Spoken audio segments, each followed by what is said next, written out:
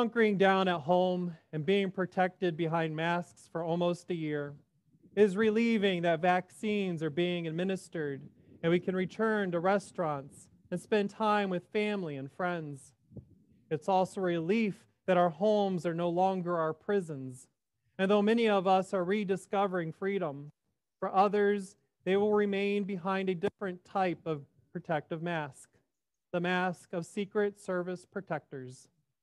In an interview with People magazine, given more than a year after her husband left office, Michelle Obama told the interviewer how she longs for a world where she could just go out and feel freedom because whenever she goes out into public, Secret Service protectors go with her, preventing persons from getting too close to the former First Lady. She said, I go to restaurants, I still work out and travel, but I can't sit at a sidewalk cafe and just watch other people without it becoming a scene. Asked what one thing she missed about her pre-presidential life, Michelle said it was driving. She no longer has the freedom to get behind the wheel and drive herself wherever she feels like going. Her Secret Service protectors have veto power over such fantasies as they create a security bubble around her. In a similar fashion, Jesus had a security bubble around him, though I suspect he tried to avoid it, but the disciples deemed it necessary, as everywhere they traveled, large crowds gathered to see the famous teacher and healer. Desiring his healing touch, persons brought their children and family members, which often quickly became overwhelming, as we discover in a separate passage when the disciples run interference and turn the children away. In Mark's gospel, the disciples are once again running interference for Jesus as he's on an urgent errand. Jairus, a high official in the local synagogue, has heard of Jesus' ability to heal, and defying the elders in Jerusalem, he has desperately begged Jesus to come touch his daughter to prevent her illness from killing her. Jesus has agreed, and not just because Jairus was a high official, yet it certainly can't hurt Jesus' image with the officials in the local synagogue and the officials in the temple in Jerusalem either. The disciples recognize this as an urgent mission, and likely forming a protective bubble around Jesus, they pushed through the streets shouting, make way for Rabbi Jesus." It is in this chaotic scene, as persons are being pushed out of the way, that a frail woman secretly closes the distance between herself and Jesus. The woman wasn't famous like Jairus, but she was just as desperate as she was for healing from Jesus. According to Mark, she had been sick for more than 12 years and had spent all of her resources on every sort of doctor and treatment. Yet she not only wasn't healed, but her condition became worse. As her unusual medical condition involved bleeding, she was deemed ritually clean. She's an outcast from the community. And if she had been married, tragically, the marriage most likely ended long ago, since he was forbidden to touch her until she was healed. If she's lucky, her parents or siblings sent her a little food once in a while. Otherwise, she was forced to beg on the streets. According to sociologist and biblical scholar Bruce Molina, she may have been at one time a woman of high social standing, as in that culture, only the financial elite could afford to pay for medical care. Thus, she had fallen a long way as she was now alienated and alone. This left her desperate, so desperate for healing, to be reconciled with her community. She no longer wanted to be an object of shame and pity, so she took on a daring mission. She covered her head, hoping that no one would recognize her, as she essentially dons a mask so she can receive Jesus' touch. She slipped into the crowd, desperate. Perhaps she's close when suddenly Jesus and Jairus set off toward Jairus' home. Jesus' disciples in Secret Service mode block her way, and they possibly even knock her over in their haste to rush Jesus to Jairus' house. Lying on the ground, surrounded by the ankles of the chaotic crowd, she sees Jesus passing by. She sees her moment slipping by. So she strains to reach out, and she touches the hem of Jesus' robe. And suddenly, a powerful feeling swept over her. And in that instant, she knew something had changed. Was it possible after all these years she was healed? Was it really that simple? Touch him and be healed. But the unexpected happened. Jesus stopped. He looked around, demanding to know who touched his clothes. The disciples were puzzled, and they had no answer. Despite their best efforts to keep the crowd at arm's length, lots of people had been reaching past them to get even the briefest touch of Jesus.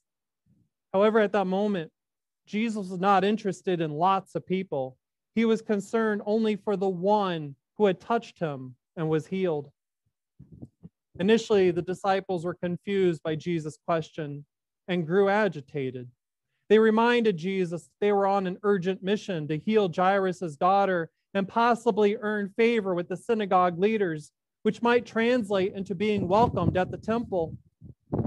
There was no time to delay, as she could die at any minute. Give up trying to discover who touched you, they said, so we can keep moving. And with that, they may have begun pushing people away again, this time creating even more space between themselves to avoid future contact of the crowd with Jesus. And thus the disciples reveal that they had not recognized the significance of the power of human touch, and they completely missed Jesus' point. They believed their role was to care only for the elite and powerful and to prevent everyone else from being in contact with Jesus. And sadly, this isn't a first century problem.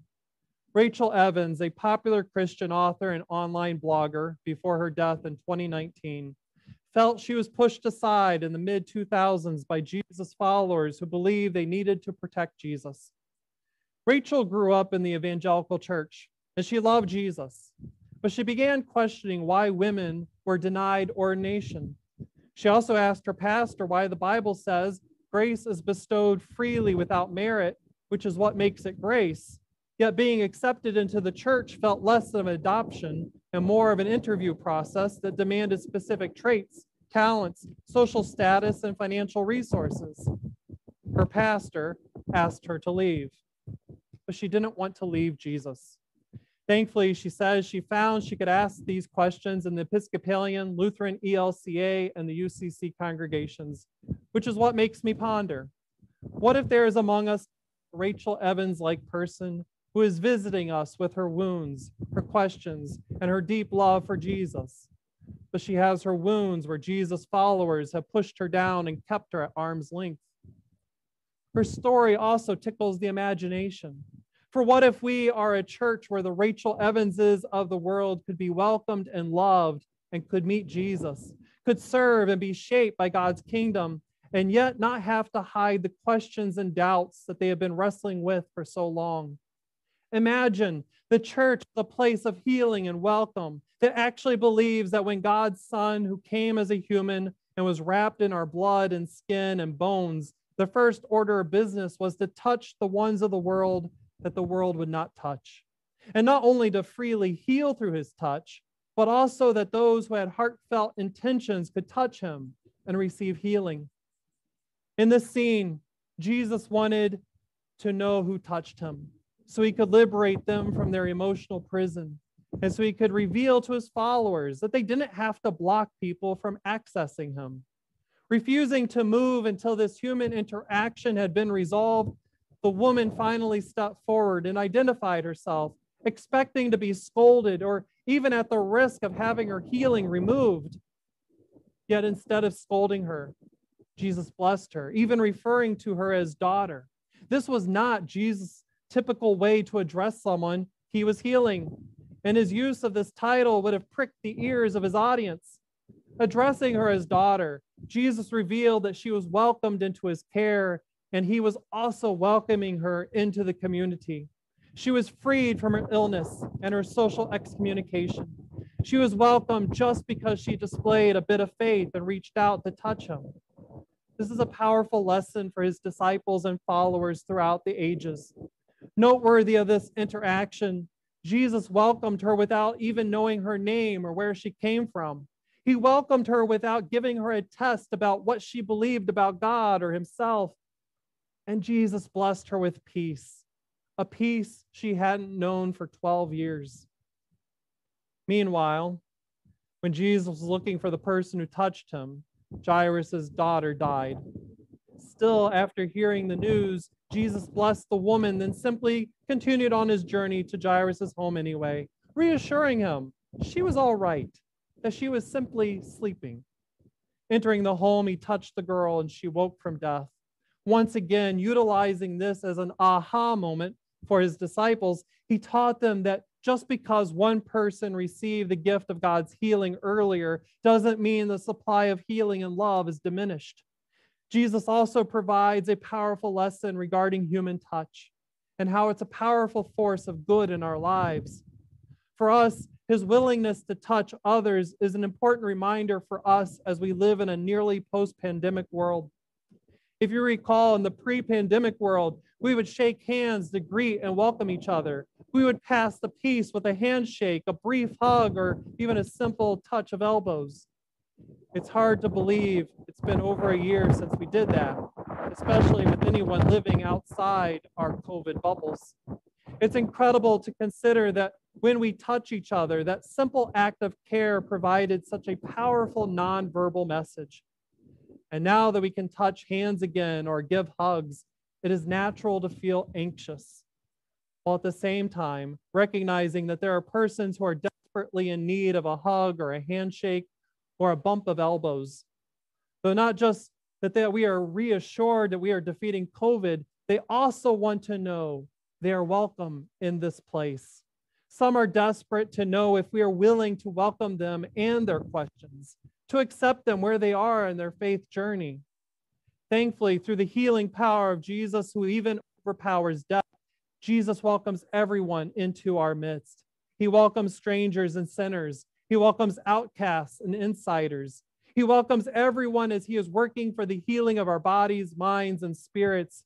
And Jesus has the ability to break our social isolation by giving us this faith of community. And though we are forced to have worship outside due to forces beyond our control, thankfully, outside is where we can reveal that in reality, everyone is inside God's circle. As we meet today outside the church building, we can reveal our genuine, extravagant welcome as we greet persons and allow everyone access to God. Holding our worship services outside allows people to observe our welcome and to see that it's genuine. Here, gathered as friends along with strangers, we don't push people out of the way nor hold them at arm's length. They don't see us blocking their access to Jesus. Instead, equipped with the welcome and love of Christ, we welcome everyone. Everyone. Like him, we welcome the powerful and the powerless.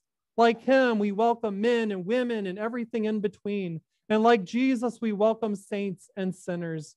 And following Jesus, we welcome persons who have questions, doubts, fears, and anxiety. We follow Jesus, and we follow his example because we acknowledge that he welcomes those who reach out in faith, knowing that he can change our worlds. This is the same Jesus who welcomes us and welcomes visitors. As Jesus loved us, so we live his gospel message to welcome and love each other. As we are filled with Jesus' love and grace, so we extend it to others. So no matter where we are on life's journey, we are all welcomed here in God's presence, where the only mask we have to wear is to prevent sharing germs, not love. And we don't have to hide our identity because God freely welcomes us all. Here we have access to Jesus. Here we are welcomed. Amen.